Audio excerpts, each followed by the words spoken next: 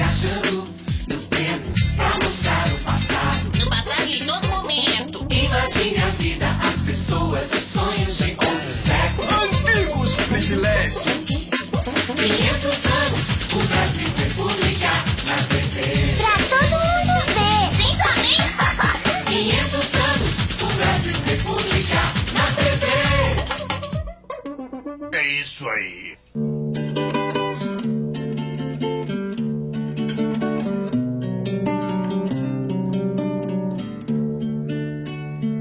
A nova república é um período marcado pela inflação, planos econômicos e denúncias de corrupção.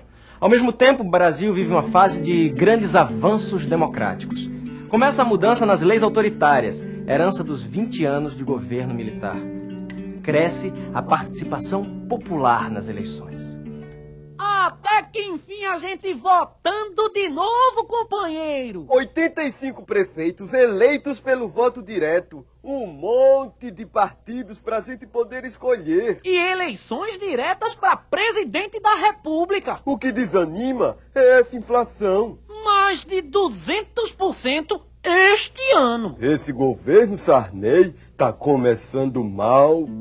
A inflação derruba vários ministros da economia, se torna hiperinflação e corrói o salário dos trabalhadores.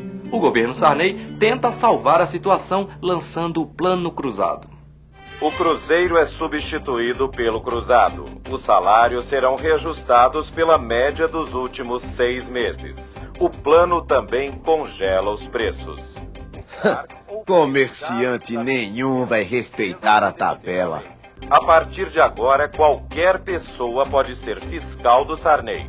Em nome do presidente, será possível multar ou fechar o estabelecimento que desobedecer à lei. Ah, eu quero ser fiscal do Sarney. Eu queria tanto que esse plano funcionasse. O governo Sarney lança 3 planos econômicos. Nenhum deles dá o resultado esperado. A população enfrenta o aumento de preços e a falta de produtos. Corre, mãe, vai começar aquele programa. E a situação, primo, como vai? Cada vez mais difícil, primo. Mas como? Agora, com o congelamento dos preços, você pode comprar tudo. Quem me dera, primo.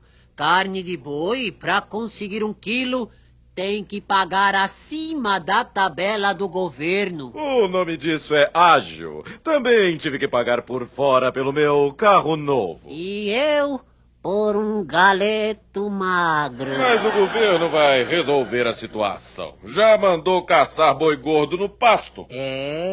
Quem sabe eu consigo um pouco de capim. Os problemas econômicos caminham ao lado da redemocratização do país. Deputados e senadores recém-eleitos formam a Assembleia Nacional Constituinte. Em menos de 2 anos, os parlamentares escrevem a nova Constituição. Tem parlamentar propondo mudanças políticas e sociais muito perigosas. São os progressistas da esquerda com o apoio de gente da imprensa. Aumentar direitos, mexer na distribuição da terra é criar desordem. Em 1988, a Constituição é promulgada. Diferente das anteriores, a nova carta traz avanços políticos e sociais. Mas, meu filho, quais são os avanços dessa nova Constituição? Ah, pai, é a Constituição cidadã. Fim da censura, eleições diretas, voto do analfabeto, direito de greve, respeito aos povos indígenas. A nova Constituição estabelece a educação fundamental como obrigatória, universal e gratuita. Agora os jovens a partir de 16 anos podem votar! Uau! A Carta Magna também amplia e fortalece os direitos individuais e as liberdades públicas que haviam diminuído durante o regime militar. Muitos avanços nessa lei, mas manter o poder executivo tão forte parece herança dos militares. E tem uma parte dessa Constituição que precisa de regulamentação. Vão ter que criar leis complementares para que a carta funcione. Mais uma vez, a sociedade civil tem que se organizar e participar. Senão, vamos passar anos sem ver as mudanças acontecerem. A existência da nova Constituição melhorou um pouco a imagem do Brasil no exterior. Com o aumento da dívida externa e a inflação crescente, o governo Sarney tinha decidido em 87 pedir moratória aos credores internacionais. Quem diria? Um presidente conservador querendo dar calote nos estrangeiros. Pois é. E sempre disseram que moratória era coisa de comunista. A crise econômica e as tentativas de contê-la continuam. Acontecem saques a supermercados e depredações de agências bancárias. No Rio de Janeiro, 30 mil pessoas protestam contra o aumento das passagens de ônibus. Você viu, Benedita? O ônibus onde o Sarney estava aqui no Rio foi apedrejado. Daqui a pouco vão querer arrancar aquele bigode. Ô, mulher, não fala assim. Você não sabe o que eu sofri sendo fiscal do Sarney pra nada. Nesse clima de insatisfação, começa a campanha para a eleição presidencial. Depois de 29 anos, o povo vota para eleger um presidente. Tu viste, Lula? Tem um candidato com teu nome. Gostei, é nele que eu voto. Sei não. É difícil escolher entre 22 candidatos. Que nada. Trabalhador, vote em trabalhador. Uma vitória da esquerda terá consequências imprevisíveis. Esse Lula promete justiça social, reforma agrária. Mas ele aparece mal na TV. Em compensação, o caçador de Marajás parece astro de novela das 8. Minha gente, emprego, casa, escola, transporte e saúde. Nós precisamos recomeçar a contar a história do Brasil. As crianças precisam aprender a história do Brasil de outra forma. O Collor parece um homem sério, de boa família, fala inglês, é moço. E bem apanhado. O outro, o barbudo, não me agrada. As eleições de 1989 acontecem em 2 turnos. No segundo concorrem apenas os mais votados. Luiz Inácio Lula da Silva é o candidato do Partido dos Trabalhadores, o PT. Ex-metalúrgico, tinha sido o deputado federal mais votado do país. O outro candidato, Fernando Collor de Mello, pertencia ao PRN, Partido da Reconstrução Nacional.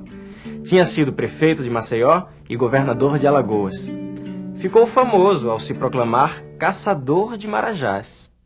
Collor diz que Marajá é funcionário público, gente com riqueza mal explicada. Esse homem não me engana. Diz que vai acabar com a corrupção, mas eu acho que ele é que é um Marajá. Eu já vi isso, minha filha. Todo mundo tem passado dificuldades. Todo mundo sabe que tem gente roubando. E quando aparece um dizendo que vai acabar com a safadeza... Esse Collor vai moralizar o país. Vai ser um presidente bonitão. Collor vence as eleições, mas não faz bonito na presidência. Assim que toma posse, confisca o dinheiro depositado nos bancos pelos brasileiros. Isso é um roubo. Será que o governo vai devolver mesmo o dinheiro das aplicações da poupança? Mesmo que devolva, mamãe, 1 ano e meio com o dinheiro da nação inteira? Ainda bem que eu tinha aplicado meu dinheiro na Suíça. Mas eu não. Tem algum aí pra me emprestar? Todo o dinheiro que eu tinha no banco, tudo esse Collor confiscou. Calma, Glicério, calma. A reforma da clínica, os equipamentos, meu Deus. Como é que eu vou pagar o que eu já comprei? Estamos perdidos. Ué, meu patrão vivia dizendo que a esquerda é quem vai confiscar a poupança. Agora teu patrão tá liso, igual a gente. Igual nada. Em nome da modernidade tecnológica e do neoliberalismo, Fernando Collor abre o país à concorrência internacional e libera as importações. Pois é, primo. Quem pode, tá comprando carro importado. Claro, o Collor falou certo, primo. O automóvel brasileiro é uma carroça. Carroça pra rico, primo. Eu mesmo nunca puxei uma dessas.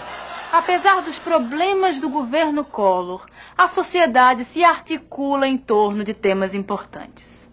No Rio de Janeiro, acontece a Eco 92, segunda Conferência das Nações Unidas sobre Meio Ambiente e Desenvolvimento.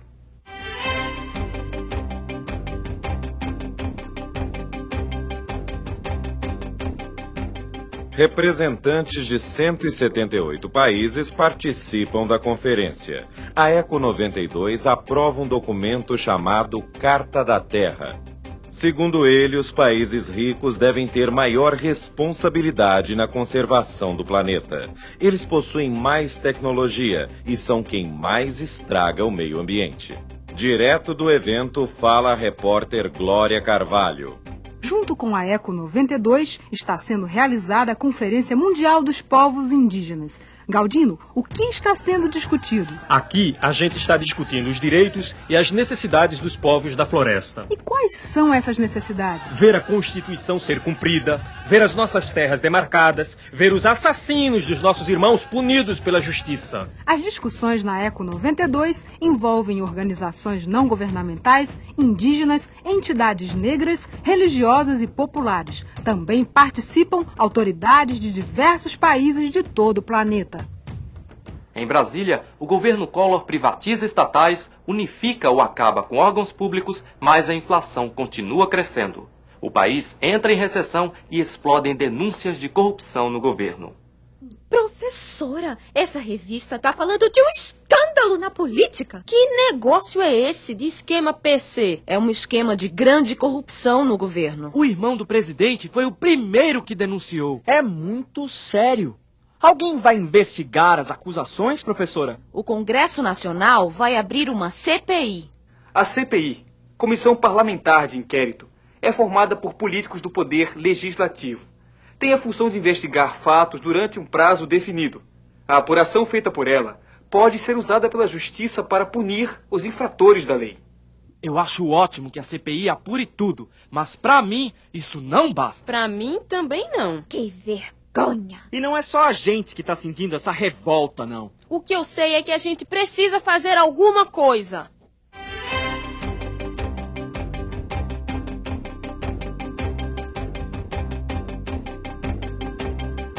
Primeiro Rio de Janeiro e Recife. Agora o movimento dos Carapintadas ganha as ruas de todo o Brasil.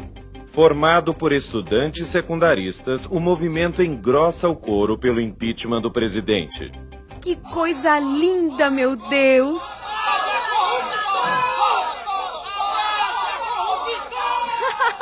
Parece a minha época. Esses jovens querem o que a maioria deseja: ética na política. O Congresso Nacional acaba de aprovar a abertura do processo de impedimento do presidente Fernando Collor. Ele será afastado do cargo durante as investigações. Quem assume interinamente é o vice-presidente Itamar Franco.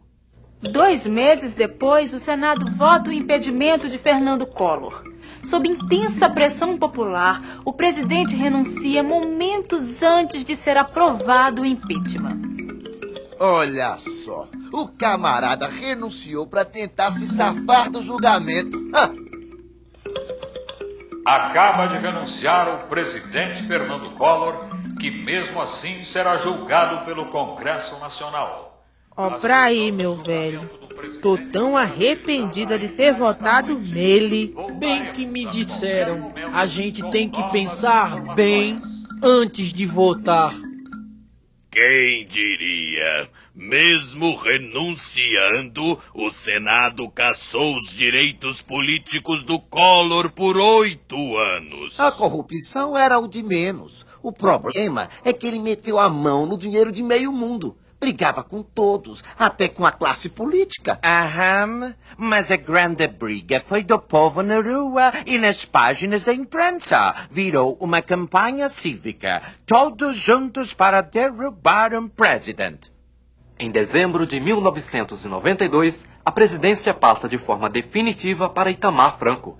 A situação financeira continua difícil até que o governo lança o Plano Real, o novo programa de estabilização econômica. Rapaz, a moeda vai deixar de ser cruzeiro real. Agora é só real. E o real vale $1. Agora vai ficar fácil conseguir mais empréstimos com os estrangeiros. Oh, yeah! O sucesso do Plano Real aumenta a aprovação ao governo Itamar Franco e também incrementa a carreira política do ex-senador Fernando Henrique Cardoso, que na época era ministro da Economia. FHC vence as eleições presidenciais de 1994.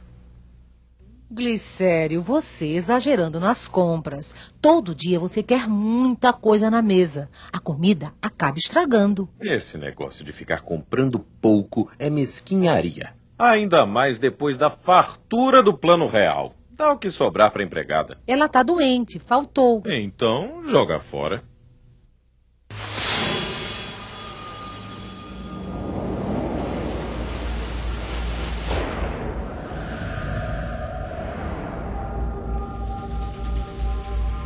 Reeleito para o segundo mandato, o presidente Fernando Henrique aplica ao país as ideias neoliberais. Realiza privatizações de empresas do Estado, desvaloriza o real e freia o consumo interno. Consegue mais de 40 bilhões de empréstimo do Fundo Monetário Internacional, o FMI. É aqui que eu estou estagiando. Vejam essa matéria que eu produzi, gente. Quem mora em lugares como este faz parte dos 10% dos brasileiros que detêm quase toda a renda nacional. Esta paisagem contrasta com a realidade da maioria da população brasileira. Em 1987, quase a metade da população do país vivia em extrema pobreza. Houve esforço da sociedade e dos governos para melhorar a situação. Nos anos 90, diminuiu a mortalidade infantil. O acesso à educação aumentou. Mais crianças deixaram o trabalho e passaram a frequentar a escola. Mesmo assim, no fim do século XX, cerca de 1/3 do povo é subnutrido. O Brasil deve bilhões aos bancos internacionais e cada nota usada para pagar a dívida externa pode ser $1 a menos para investir em moradia, saneamento, saúde, segurança e reforma agrária. A dívida externa é imensa, mas a dívida social do Brasil é maior ainda. No final, quem paga a conta? Essa reportagem vai passar em TV a cabo, em espaços alternativos. Eu gostei, mas vocês deviam falar mais da questão da terra. E mostrar que a ideia da reforma agrária existe desde o tempo dos abolicionistas até hoje, no movimento dos trabalhadores sem terra, o MST. A gente vai falar disso. E também da criação de um Ministério da Reforma Agrária, dos assentamentos realizados na gestão do FHC. É legal mostrar que alguma coisa tem sido feita, mas não é suficiente. A questão da terra é super importante. Vivem matando índio até hoje por causa da posse da terra. Os povos da floresta são as primeiras vítimas da luta pela terra. A matança no Brasil acontece desde o descobrimento. A falta de respeito sobrevive até nas comemorações oficiais dos 5 séculos de Brasil. Era uma vez a comemoração dos 500 anos do Brasil descoberto! O festejo foi marcado em Santa Cruz de Cabralha, no sul da Bahia, onde uma outra história começou. Na hora da festa, os moradores mais antigos descobriram que não eram convidados. Barrados na festa! Peraí, eu faço parte da marcha dos povos indígenas e... Isso é o que acontece com gente metida a besta.